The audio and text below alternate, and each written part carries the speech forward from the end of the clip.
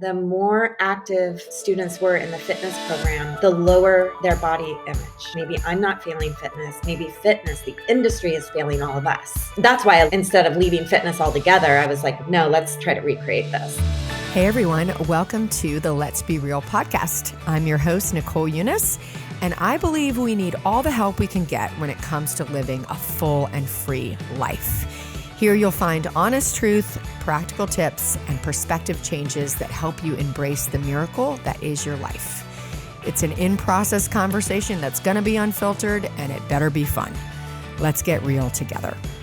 Hey, you guys, welcome back to Let's Be Real. I am so glad and so excited about this conversation. I've been looking forward to it for a very long time because today on the show, we have Sadie Lincoln, and we are going to get into our history together, first of all, where this whole relationship started, but also I can't wait to learn from Sadie's wisdom and what she has to offer us in her own life. So let me give you a little bit of info on Sadie. Sadie is the co-founder and CEO of Bar 3, which I know some of you guys know exactly what I'm talking about, which is a fitness company focused on teaching people to be balanced in their body and empowered from within. And we are going to talk a lot more about how Sadie got there in her life, because way back before body positivity was cool, Sadie was preaching body positivity. And I was I was influenced very deeply by that. So this started in 2008. She has 175 studios. She has an online community that's all across the world. She's cool. She's awesome. And she's here. So Sadie, thank you so much for being on the show. We're so excited to have you. I'm so honored you think I'm cool and awesome. You are 100. I'm sure I'm not the only person who thinks that. So guys, you have to hear the story behind the story before we get into Sadie's life and all the things that have happened since. But Sadie and I go all the way back to 1995 when this girl from LA that is on the show right now was at William & Mary, a very strange place. How did you find yourself, by the way, from UCLA to William & Mary? I got a full ride graduate assistantship. Well, that's a good reason to come. Yeah, through NERSA, which is an amazing program for college students who worked in rec centers, basically. Really? Yeah, That's it was a huge life-changing moment for me. Oh my goodness. So I'm learning some of this for the first time because when I first encountered Sadie, I was a teenager. I was finishing up my time as a cheerleader at William & Mary, and I found myself trying out, I guess it was a tryout, I don't remember, to be a fitness instructor. And I got to learn under Sadie in 95 and went into fitness full time as my first career as well. So our story goes way, way back. And even then, Sadie, I remember very specifically that you had a way about in the season and in the time, for those of you guys who've been like in gyms, in the time where like butts and guts was cool, like we'll just go ahead and like Mhm. age ourselves. Sadie, you were already doing something really different. So I just would love for you to kind of tell us your story about the way that you've experienced movement, and even like take us back to when you were in your mid 20s at this graduate assistantship, kind of doing things differently than everyone else around you. It's really interesting to hear that reflected back, and it's an example of a core value of mine that's Mm, so embedded within me. I can't not try to help this narrative in the world mm, that's really attached to fitness in many respects, of this idea that we need to change our bodies to belong, mm, to be sexy, to be worthy, and that fitness is the way to do it, and how mm. much shame is embedded in that. I didn't have those words when I was in my Yeah. early 20s at William& Mary, but I had that value apparently. I mean, Mhm, it's really mhm. interesting hearing it reflected back, because I feel when I look back at myself, I got a full ride, like I mentioned, a full ride graduate assistantship. I ran the fitness instructor training program at UCLA, Mm, and then got to William& Mary and had this amazing opportunity, but I don't think I consciously was aware that I was starting a new movement or a new way of mhm, looking at fitness. Now, many years later, 13 years into building Bar 3, it's a clear articulation, mhm. but also just an example of anyone listening, like, at any age, just trust your values and your Yeah. intuition, because if you just keep following it, like, I think amazing things can happen. Mm.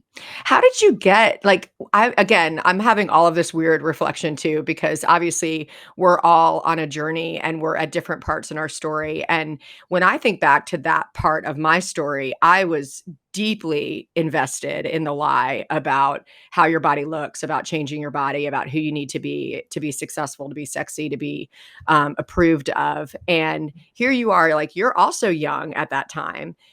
How had you gotten to that value so young in your own story? Well, I was struggling. Silent You Mhm, didn't know, but I was silently struggling, and I struggled at UCLA for sure. I grew up in Eugene, Oregon. I started to have body image issues, and an eating disorder, in my late teens and moved to LA, and then it was just magnified. I mhm, think that environment, and then the fitness industry on top of it. And so I was in pain. I was mhm, mental, struggle with my own body. mhm, And, I think I was just kind of working it out loud, like, I was trying mhm, to fix it and by leading and meeting other women, and I know a lot of the women in our group, of fitness instructors had talked to me about that, they kind of came mhm, over and whispered to me, "Wow, I'm recovering from a really bad eating disorder." Linda, who ran the mhm, overall wellness program, she had struggled, she talked to me mhm, about it a lot. mhm, Um, and I didn't say a word about my own struggles, but I mhm, definitely had them. And, mhm. I think that's what led me to want to fix it. Gosh, I just this it's, like, making me emotional because here we are, like, everyone's, like, showing up with a happy face, and I think in some ways we were all trying to lean into the truer part of ourself. Like, I don't see it as fake. I see it as some silent struggling with this desire to lean into this other thing, and, I mean, even for you to just know you were shaping and changing the way that I was experiencing myself even while you were still struggling, like, you just were a half inch ahead. So I could follow that. Like, there was ways that you speak and ways that you speak today. I know in your social media, in your presence, in obviously, like, the DNA of Bar 3 that I feel like I was already hearing then, back when you were still struggling deeply. What kind of brought you through that, if you don't mind sharing, from that time to kinda where you are today? Well, I had a really, I don't think I've ever talked about this on a podcast, but this is interesting, Nicole. I did my master's thesis in a little study at William and Mary on, Mhm, probably you were surveyed, on the students who participated in group fitness at the mhm, rec center and how it impacted their self-esteem, mm, specifically body image. And mhm, I went in with a hypothesis and an idea that fitness was gonna help your self-esteem. mhm, I mean, I was just sure of it, right? But I was yeah, curious about it, and I wanted to know why and how, and, like, because at the time I thought I was gonna go work at college rec centers and help mhm, students, right? And the results came back that the more active students were in the fitness program, the lower their body image. mm, It was a f and it wasn't a generalizable sample, it wasn't, but it was enough evidence that I remember just being a little shooketh and like, mhm, "Wait a minute." Like, and it just planted a seed.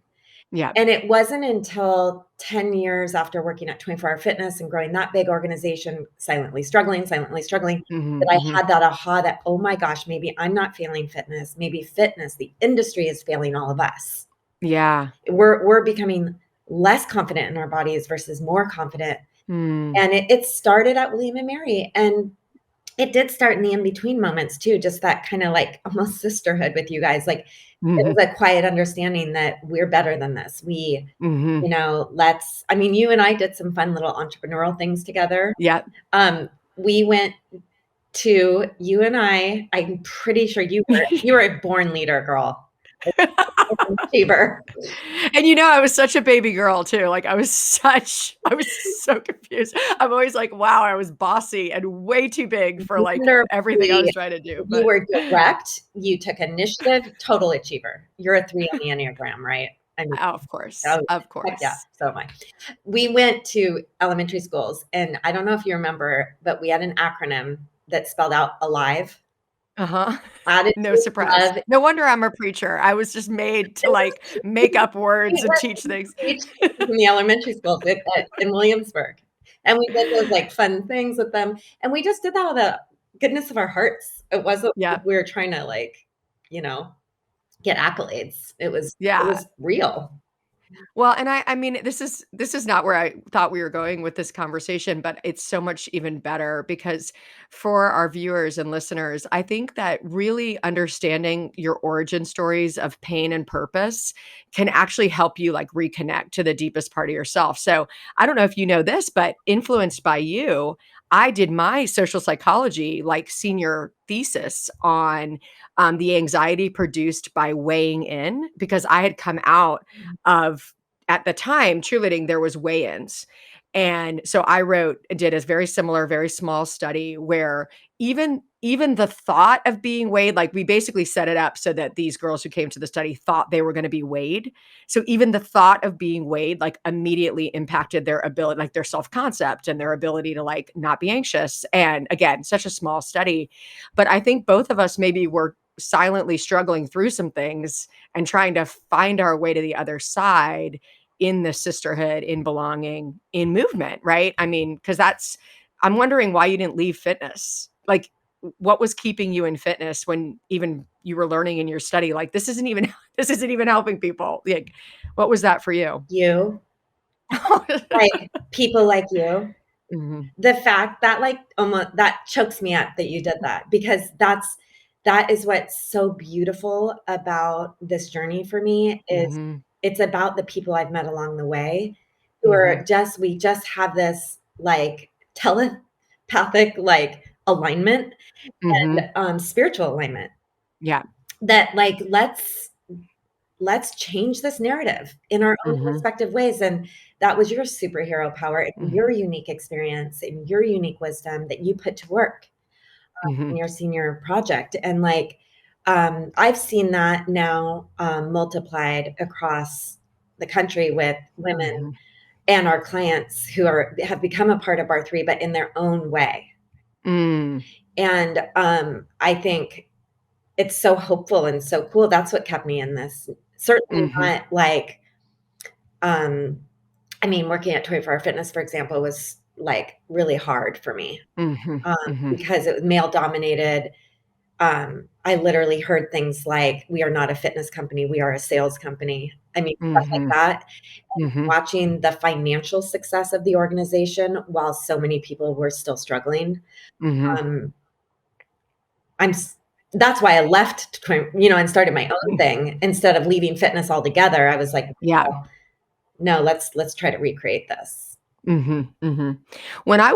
When we were together in the '90s, I was already maybe seeing, like, a little bit of your interest in dynamic movement and kind of what bar is, but how did you get from rec centers and basically, like, much more traditional at the time, group fitness, to your passion for bar, and kind of how has that evolved over this last several years? I think I went back to my roots. Mhm. I remember one of my first memories is my mom doing yoga. I think I was, like, 4. Mm, There was sun coming in. I remember she had this little paperback book, and she was doing yoga on the floor in her bedroom. mm, I have that, like, root memory, and mm, walked into my first yoga studio, it was like, "Oh my gosh, I'm home." mhm. In a way, but I also love, like, a good downbeat, and I like, laughing and talking while I'm moving and, like, um but I love the yoga, philosophy, Mhm, the connection and the community and the, kinda sacredness of it. mhm, So I pulled a lot of that love, and I went through yoga certification through Yoga Works and mhm, actually spent a little time sort of as a adjunct board member. mhm, Really got into yoga and then found bar, and I liked the idea of the ballet bar, which brings us back, to grace and just that poise at the bar, that's that kind of memory again, a root memory, mhm. and started to pull it all together, and then my traditional functional fitness background. Um, Mhm. how do we create, function in our body so our daily lives are more enriched and feel Mm, um, mm, that was my mashup. mm.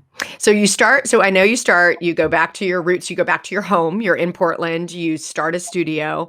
When you began, did you expect or were you visioning what is Bar3 today? Yes. Yes. I'm so glad you just said it. I'm like, I hope she owns this if this is what she thinks. Because it's like, oh no, I just wanted this humble little place just for, I'm like, surely some people want more than a humble little place. I just want. That's the thing. We're similar that way, I think. I didn't I didn't know about the digital thing. I didn't know that Okay. was gonna be a big thing. But I knew in my gut it was gonna be amazing. I Mm, did. Yeah. And I wrote a business plan and I did my research and there was a gap in the industry, a mm, real need, there still is, to meet specifically women. It's my target, but everybody comes. Meet women where they are at inflection points in their lives, mm, show them that they can embody a feeling of being honest and compassionate in their bodies during mm. inflection points. Whether it's recovering from an eating disorder, grieving a lost one, moving to a new town, just had a baby. There's Yeah. all these moments in our lives, going through menopause, which I'm about to Mhm. hit. I'm definitely starting to get those signs. Um, and like meeting that moment Mhm. through fitness. And, I knew that we needed that and that it was sort of like a glaring miss in the industry. So, Well, and what incredible, like, if you think about you were West Coast, then you were East Coast, then you were at 24 Hour Fitness where you kind of saw it all. mhm. So you really did have, and I often with my clients will coach them like, let's read the story that is your life. Like you get to co-author your story with what's already happening. And if we were to read your life, and as you just say it, I'm like, of course you weren't going to open one studio. Your whole life had equipped you to see things, I think, from a higher vantage point or like a larger perspective, that these pain points, these inflection points exist wherever you live. We sort of have a human experience that's the same everywhere. So how did kind of what were some of the things along the way that you did not expect when it came to scaling? Like once it was beyond you and yourself? Oh gosh, so much. I mean, I'm still learning. Mhm. It is franchising, which I chose, is owner operated. So we're completely owned and operated by women. We have no institutional money outside of Mhm. people who are investing in actually building the product with us, which is so awesome, right? It sounds so romantic, and it is, but it's also a lot of hard work. Mhm. We have over 100 investors who all are emotionally attached, right? And so there's a lot of relationship stuff I didn't realize was going to be a part of this. Mhm. And I 3 weeks before COVID struck, we hired our COO and president, Bruce Edwards, Mhm. and I really have enjoyed. We have empowered him to run the organization. Mhm. So Mhm. Chris and I, my co-founder and husband, we've pulled into more of an advisor role Mhm. on the business more strategically. And that was a move, by the way, to hire him before COVID. But he's so good at scale and building Mhm. and listening to our team and then swiftly taking action based on what they need to, kind of create what we call workplace awesomeness. Those kinds of things I didn't know how to do. I know how to Mhm. talk about like this whole problem we've been talking about and Yeah. that's my core strength Mhm. and teaching. But uh, scaling something, growing something, building something isn't really my strength. How did you do but you did that for 12 years, right? And it was hard. And it Yeah. was taxing because I think for some of those years, definitely, I pushed myself into something I wasn't because I Mm. thought if I'm founder and CEO, I have to do these things Mhm. because that's what other CEOs do. And it wasn't until I really did the work and recognized, whoa, that's not where my strengths lie. Why would I try to pretend to be something I'm not? Why not hire people around me that are naturally in those skill sets and strengths so I can truly be myself here in my own Mhm. company? Mhm. And truly, Nicole, for years, I felt like an outsider in my own company. Mhm. I didn't, Mhm. I didn't feel like I was crushing it. Of course, on the outside, it looks like you are, but that's also a Of course. lesson. Whatever you see on the outside, just second guess It's not real. I'm like, it's 1% real.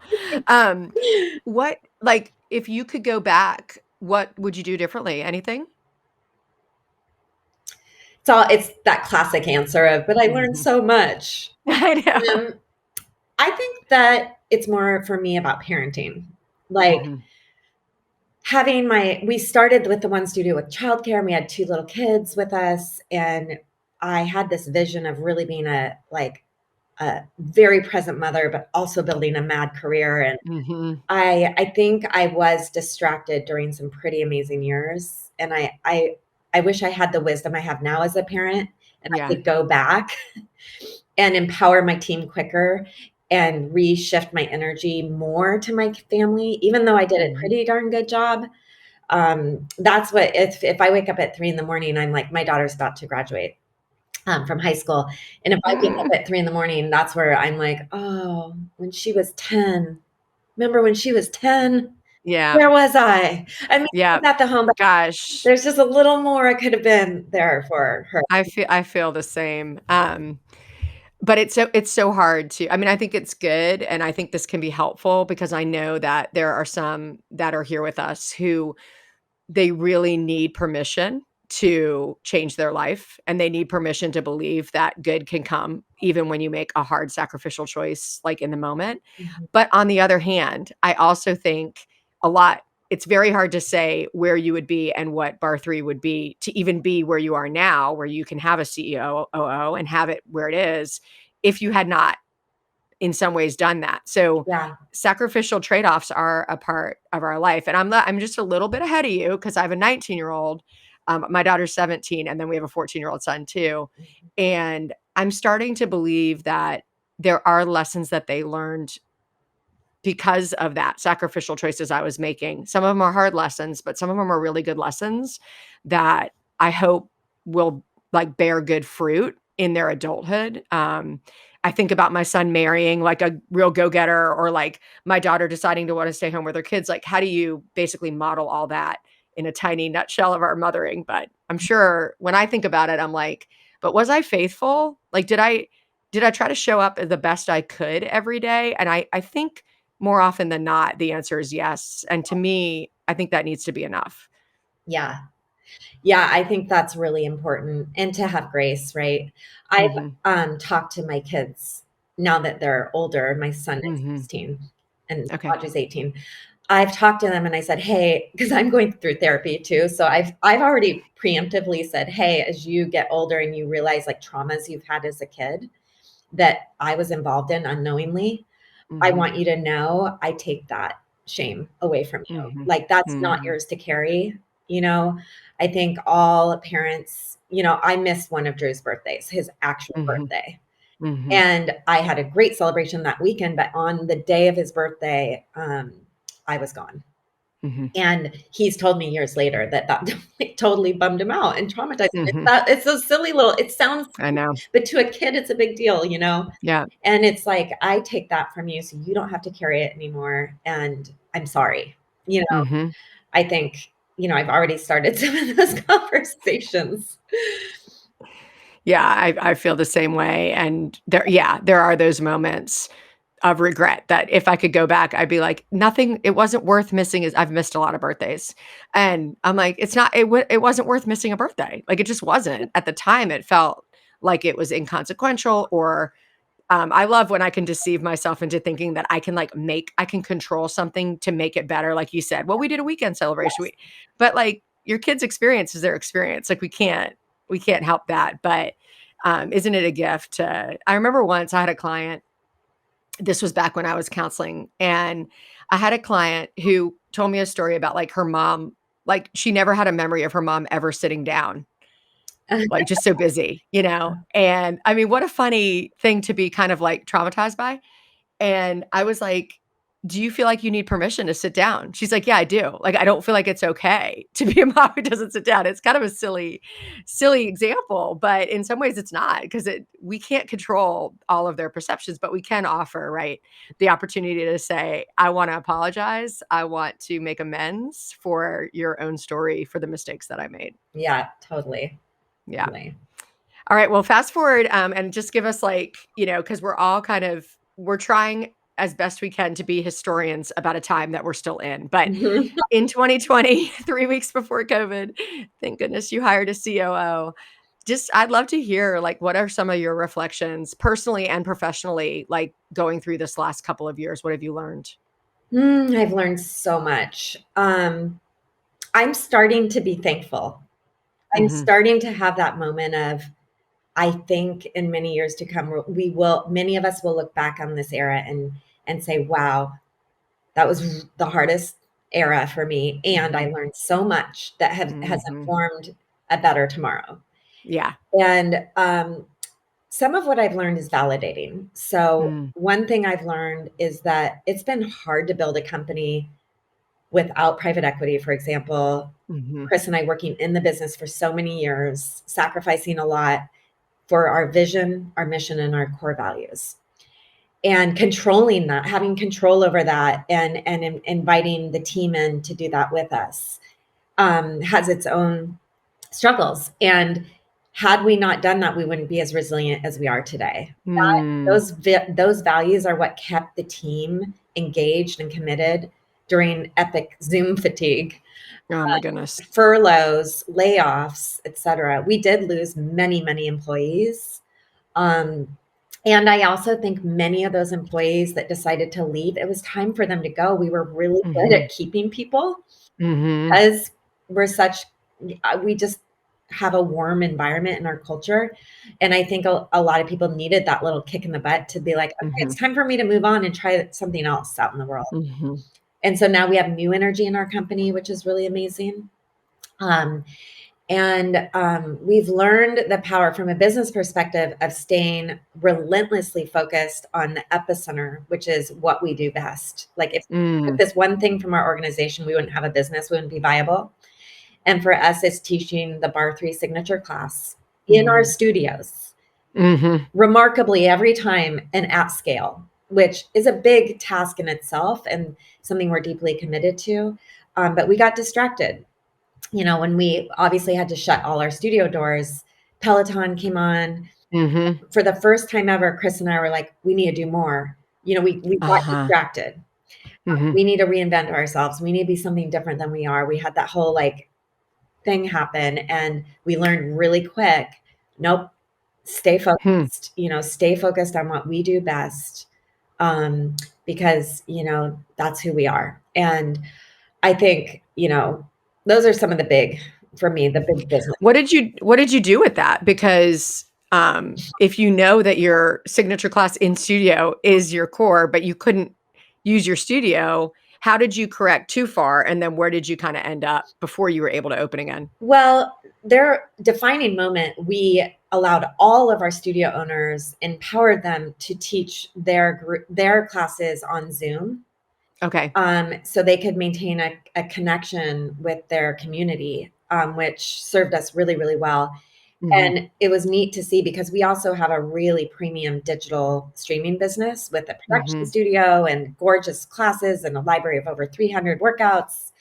Um, and their clients chose them over that premium digital experience. Mm. Oh, so interesting. Totally. It's all about, and it also is so hopeful, Yeah. because that boils down to our core value that relationships matter just as much as Mhm. exercise. And those people had a connection to their instructors and their owner and kept Right. paying them to keep them in business.